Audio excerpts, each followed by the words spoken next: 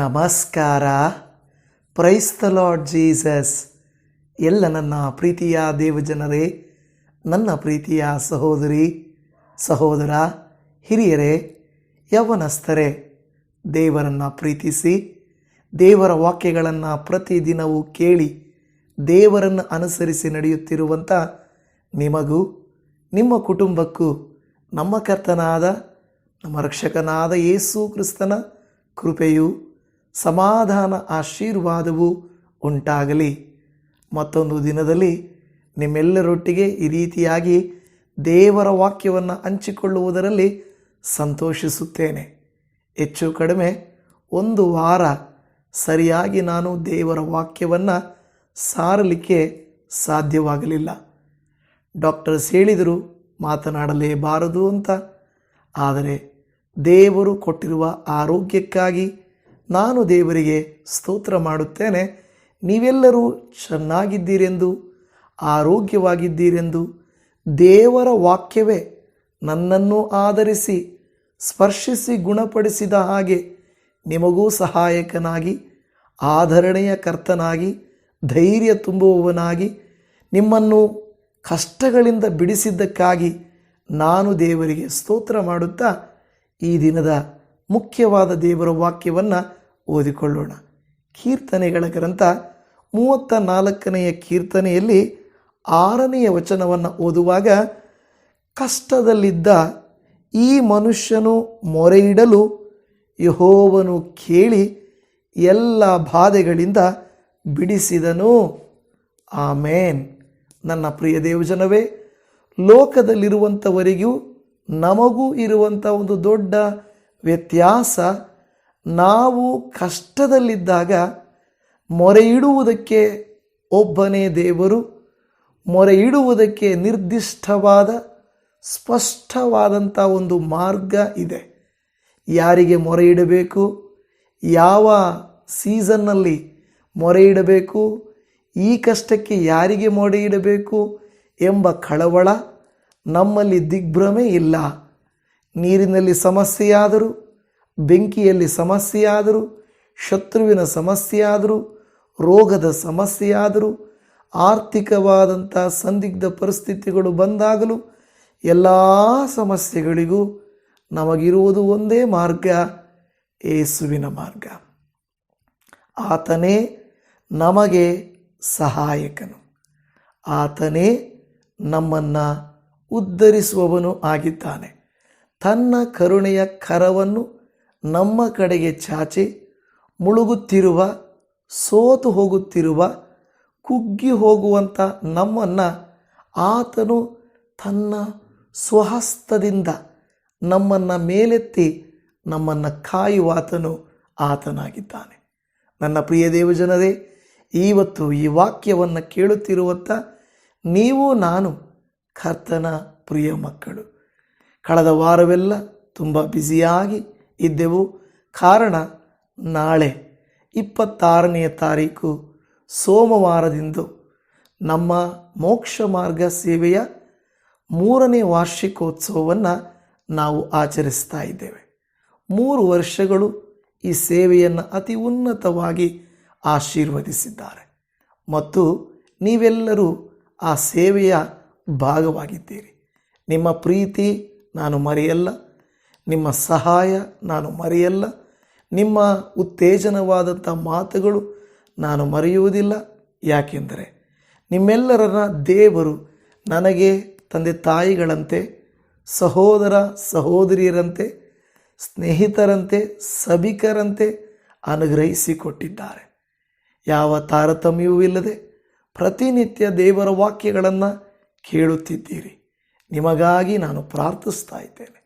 ನಿಮಗೆ ಸಾಧ್ಯವಾದರೆ ದಯಮಾಡಿ ನಾಳೆ 10 ಗಂಟೆಯಿಂದ 2 ಗಂಟೆಯ ತನಕ ಕಾರ್ಯಕ್ರಮ, ಅಂದರೆ ವಾಕ್ಯ ಆರಾಧನೆ, ವರ್ಡ್ ಆ್ಯಂಡ್ ವರ್ಷಿಪ್, ಬೇರೇನು ಕಾರ್ಯಕ್ರಮಗಳಿಲ್ಲ. ವರ್ಷಿಪ್ ಆ್ಯಂಡ್ ವರ್ಡ್, ಸ್ಪಷ್ಟವಾದ ದೇವರ ವಾಕ್ಯ ಆರಾಧನೆ ಇರುತ್ತದೆ. ನೀವು ಬಂದು ಪಾಲ್ಗೊಳ್ಳಿರಿ. ವಿಜಯಪುರ ದೇವನಹಳ್ಳಿ ತಾಲೂಕು, ಬಿಜಾಪುರ ಜಿಲ್ಲೆ ಅಲ್ಲ. ವಿಜಯಪುರ ಅನ್ನೋದು ಒಂದು ತಾಲೂಕು, ಅಲ್ಲ, ದೇವನಹಳ್ಳಿ ಅನ್ನೋದೊಂದು ತಾಲೂಕು ಬೆಂಗಳೂರು ಹತ್ರ ಇರುವಂಥದ್ದು. ನೀವು ದಯಮಾಡಿ, ನಾನು ನಿಮಗೆ ಯಾರಿಗಾದರೂ ಕಾಂಟ್ಯಾಕ್ಟ್ ಬೇಕಾದರೆ ನಾನು ಈ ಪೋಸ್ಟರನ್ನು ಹಾಕ್ತೇನೆ, ನೀವು ಕಾಲ್ ಮಾಡಿ.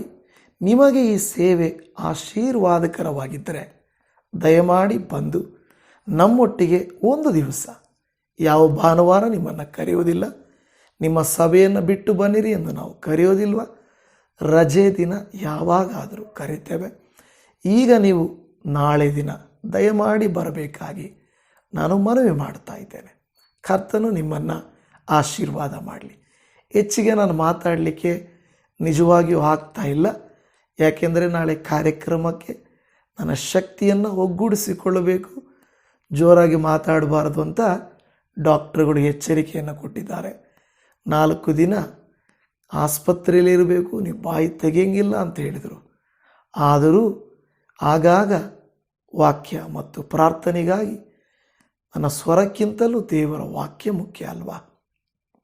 ಇವತ್ತು ನೇರವಾಗಿ ಈ ರೀತಿ ನಿಮ್ಮೊಟ್ಟಿಗೆ ವಾಕ್ಯವನ್ನು ಹಂಚಿಕೊಡಲಿಕ್ಕೆ ದೇವರು ಸಹಾಯ ಮಾಡಿದ್ದಾರೆ.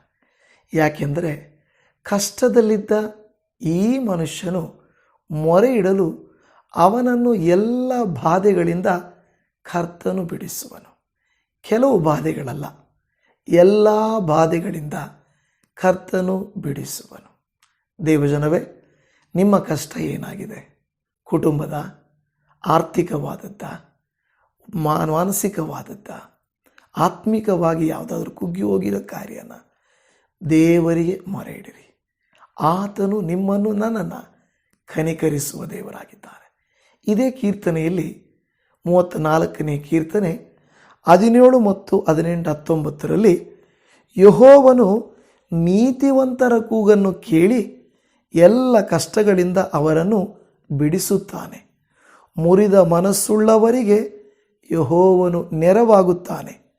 ಕುಗ್ಗಿ ಹೋದವರನ್ನು ಉದ್ಧಾರ ಮಾಡುತ್ತಾನೆ.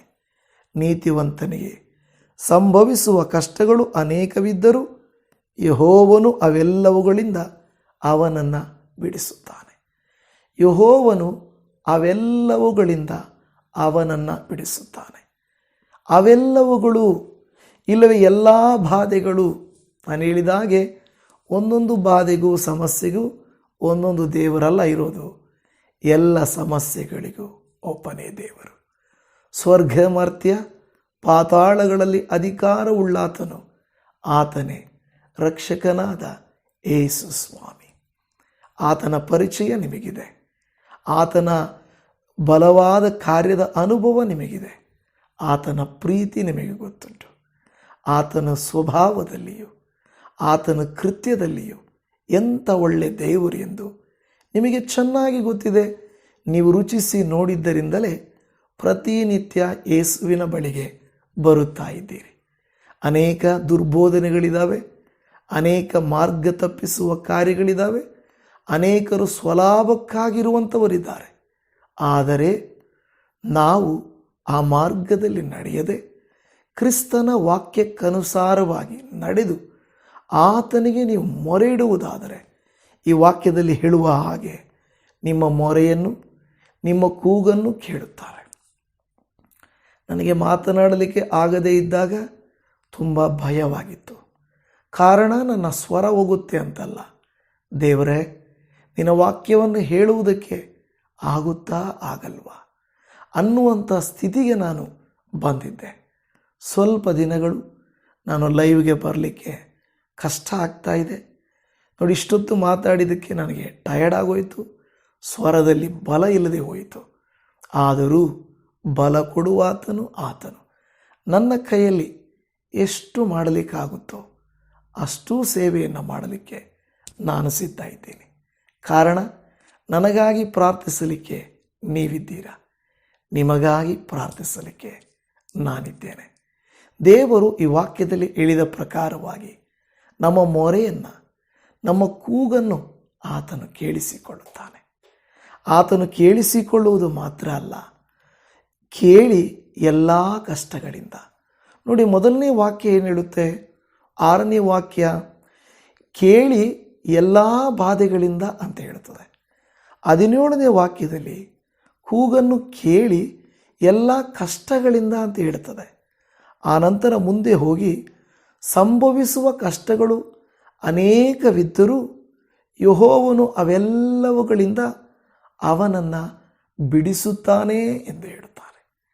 ನಾವು ಸುಳಿಯಲ್ಲಿ ಸಿಕ್ಕಾಕೊಂಡ ಹಾಗೆ, ಪೇತ್ರನ ಹಾಗೆ ಆಸೆ ಪಾಸೆಗಳಿಗೆ ಒಳಗಾಗಿ ನೀರಿನ ಮೇಲೆ ನಡೆಯಬೇಕೆಂದು ಆಸೆ ಪಟ್ಟನು. ಪೇತ್ರನು ನಡೆಯಲಿಕ್ಕಾಗಲಿಲ್ಲ. ಬದಲಾಗಿ ಸಂಶಯಪಟ್ಟು ಗಾಳಿಯನ್ನು ನೋಡಿ, ಅಲೆಗಳನ್ನು ನೋಡಿ ಮುಳುಗಿ ಹೋದನು. ಆದರೆ ದೇವರು ನಂಬಿಗಸ್ತನಲ್ಲವ, ಆತನು ಕೈ ಬಿಡದೆ ಅವನನ್ನು ಮೇಲಕ್ಕೆ ಎತ್ತಿ ಅವನನ್ನು ಕಾಪಾಡಿ ಸಹಾಯ ಮಾಡಿದರು. ಇವತ್ತು ಕೆಲವು ಸಾರಿ ಎಲ್ಲ ದುಷ್ಟನು ಮಾಡಿದ್ದೆ, ಎಲ್ಲ ಜನರು ಮಾಡಿದ್ದೆ ಅಂತ ಅಂದುಕೊಳ್ಳಬಾರ್ದು. ನಾವೇ ಕೆಲವು ಸಾರಿ ತಪ್ಪು ಮಾಡ್ತೇವೆ. ಆ ತಪ್ಪುಗಳನ್ನು ಮಾಡಿದಾಗ ಸಮಸ್ಯೆಗಳಿಗೆ ಸಿಕ್ಕಾಕ್ಕೊಳ್ತೇವೆ. ಸಾಲ ಮಾಡಬಾರ್ದು, ಶತ್ರುಕಾಟಕ್ಕೆ ಹೋಗಬಾರ್ದು, ಸಮಸ್ಯೆಗಳನ್ನು ಉದ್ಭವ ಮಾಡಿಕೊಳ್ಳಬಾರ್ದು. ಕೆಲವು ಸಾರಿ ನಾವು ಸುಮ್ಮನೆ ಇದ್ದರೂ ಅವರೇ ಮೇಲೆ ಬರ್ತಾರೆ. ಹಾಗಿರುವಾಗ ದೇವರು ನಿಮ್ಮ ಕಡೆಗೆ ನೋಡ್ತಾನೆ. ನೀವು ಕೂಗ್ತೀರಾ ಅಂತ ಕಾಯ್ತಾನೆ. ಯಾವಾಗ ನೀವು ನಾನು ಕೂಗುತ್ತೇವೋ, ಮೊರೆ ಇಡುತ್ತೇವೋ, ಆತನು ನಮ್ಮ ಮೊರೆಯನ್ನು ಕೇಳಿ ಸದುತ್ತರವನ್ನು ದಯಪಾಲಿಸಿಕೊಡ್ತಾನೆ. ಈ ವಾಕ್ಯವನ್ನು ಕೇಳುತ್ತಿರುವ ಪ್ರಿಯ ದೇವಜನರೇ, ನೀವು ನಾನು ಈ ವಾಕ್ಯವನ್ನು ಕೇಳಿ ಈ ವಾಕ್ಯಕ್ಕನುಸಾರವಾಗಿ ಅಪ್ಪ ಎಂದು ಎಷ್ಟು ಜನರು ಯೇಸುವಿನ ಬಳಿಗೆ ಬಂದು ಸ್ವಾಮಿ ಅಂದಾಗ ಸ್ವಾಮಿ ಅವರನ್ನು ಕನಿಕರಿಸಿದನು. ಕುಷ್ಠರೋಗಿಗಳು, ವ್ಯಭಿಚಾರಿಗಳು, ಕುಟುಂಬದಲ್ಲಿ ಸಮಸ್ಯೆ ಉಳ್ಳವರು, ವೈಯಕ್ತಿಕ ಜೀವಿತದಲ್ಲಿ ನೆಮ್ಮದಿ ಇಲ್ಲದವರು ಎಲ್ಲರೂ ಆತನ ಬಳಿಗೆ ಬಂದರು. ಅವರನ್ನು ಸಾಂತ್ವನ ಮಾಡಿ ಸಲಹಿ ಅವರು ಕೂಗಿಕೊಂಡಾಗ, ಕೇಳಿಕೊಂಡಾಗ ಅವರಿಗೆ ಸಹಾಯ ಮಾಡಿದರು. ಇವತ್ತು ನಿಮಗೆ ಮಾಡುವುದಿಲ್ಲವೇ? ನಿಮ್ಮನ್ನು ಆತನು ಕರುಣಿಸುವುದಿಲ್ಲವೇ? ಖಂಡಿತ ಕರುಣಿಸುತ್ತಾರೆ. ಹಾಗಾದರೆ ನೀವು ನಾನು ಈ ವಾಕ್ಯ ಹೇಳಿದ ಹಾಗೆ ಎಲ್ಲ ಬಾಧೆಗಳಿಂದ, ಹೇಳಿದ ಎಲ್ಲ ಬಾಧೆಗಳಿಂದ, ಎಲ್ಲ ಕಷ್ಟಗಳಿಂದ ಅನೇಕವಿದ್ದರೂ ಅವೆಲ್ಲವುಗಳಿಂದ ಬಿಡಿಸ್ತಾನೆ. ಇವತ್ತು ನಿಮ್ಮ ಸಮಸ್ಯೆ ಏನು? ಈಗಲೇ ಮೊಣಕಾಲೂರ್ರಿ, ಈಗಲೇ ಪ್ರಾರ್ಥನೆ ಮಾಡಿರಿ. ನನ್ನೊಟ್ಟಿಗೆ ಕಣ್ಣುಗಳನ್ನು ಮುಚ್ಚಿ ಪ್ರಾರ್ಥನೆ ಮಾಡಿರಿ. ಎಲ್ಲ ದಿವಸಗಳಂತೆ ದೊಡ್ಡ ಮೆಸೇಜ್ ನನ್ನ ಕೈಯಲ್ಲಿ ಕೊಡೋಕ್ಕಾಗ್ತಾ ಇಲ್ಲ, ನಿಮಗೆ ಅರ್ಥ ಆಗ್ತಾ ಇರುತ್ತೆ. ಈಗಾಗಲೇ ಕಣ್ಣುಗಳನ್ನು ಮುಚ್ಚಿ ಈಗಲೇ ಪ್ರಾರ್ಥನೆ ಮಾಡೋಣ. ದೇವರೇ, ನಿಮ್ಮ ಪಾದಕ್ಕೆ ಬರುವಂಥ ಯಾರನ್ನೂ ನೀನು ತಳ್ಳಿ ಬಿಡುವ ದೇವರಲ್ಲ. ಇವರು ಯಾವ ಕಷ್ಟಗಳಿಂದ, ಯಾವ ಸಮಸ್ಯೆಗಳಿಂದ ಕೂಗುತ್ತಿದ್ದಾರೋ ದಯಮಾಡಿ ನೀನು ಕನಿಕರಿಸು, ದಯೆ ತೋರಿಸು, ಉಪಕಾರ ಮಾಡು, ಆಶೀರ್ವಾದ ಮಾಡು. ದೇವರೇ, ನಿನ್ನ ಕೃಪಾ ಕಟಾಕ್ಷದಿಂದ ಇವರ ಕಷ್ಟ ಯಾವುದು, ಇವರ ಕೂಗು ಏನೋ, ಇವರ ವೇದನೆ ಏನೋ ತಿಳ್ಕೊಂಡು ದಯಮಾಡಿ ಇವರನ್ನ ಕನಿಕರಿಸು. ನಿನ್ನ ಸ್ವಹಸ್ತದಿಂದ, ನಿನ್ನ ಕೃಪೆಯಿಂದ ಇವರನ್ನು ಸ್ಪರ್ಶಿಸಿ ಬಿಡುಗಡೆ ಮಾಡಿ ಆರೋಗ್ಯ ಕೊಟ್ಟು ಎಲ್ಲ ಪರಲೋಕದ ಕೃಪಾ ವರದಾನಗಳಿಂದ ತುಂಬಿಸುತ್ತೀರೆಂದು ಭಯಪಡುತ್ತಿರುವ ಇವರ ಹೃದಯಕ್ಕೆ, ನೊಂದಿರುವ ಇವರ ಜೀವಿತಕ್ಕೆ, ಎದುರು ನೋಡುತ್ತಿರುವಂಥ ಇವರ ಜೀವಿತಗಳಿಗೆ, ಕೂಗುವ ಇವರ ಕಾರ್ಯಕ್ಕೆ ನೀನು ಕಿವಿಗೊಟ್ಟು ಎಲ್ಲ ಬಾಧೆಗಳಿಂದ ಬಿಡಿಸಲಿ. ಇದು ನನ್ನಿಂದಾಗದು ಎಂದು ಹೇಳುವ ದೇವರು ನಿನ್ನಲ್ಲ.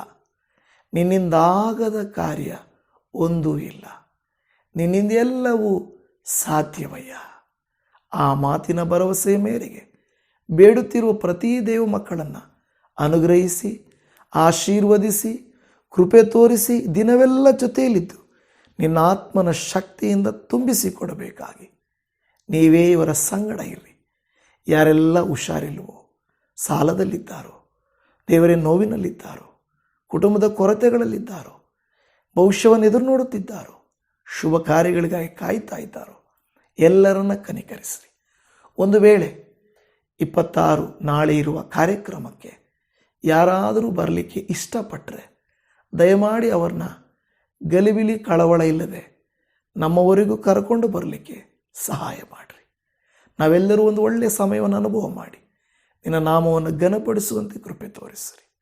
ಸೇರಿ ಬಂದ ಒಬ್ಬೊಬ್ಬರನ್ನು, ಅವರ ಕುಟುಂಬಗಳನ್ನು ಅನುಗ್ರಹಿಸಿ ಆಶೀರ್ವದಿಸಬೇಕಾಗಿ ನಮ್ಮ ಕರ್ತನು ರಕ್ಷಕನು ನಮ್ಮನ್ನು ಪ್ರೀತಿಸಿ ಎಲ್ಲ ಬಾಧೆಗಳು ಕಷ್ಟಗಳಿಂದ ಬಿಡಿಸುವ ಆತನಾಗಿರುವ ಯೇಸುವಿನ ನಾಮದಲ್ಲಿ ಪ್ರಾರ್ಥಿಸುತ್ತೇವೆ ತಂದೆಯೇ. ಆಮೇನ್ ಆಮೇನ್.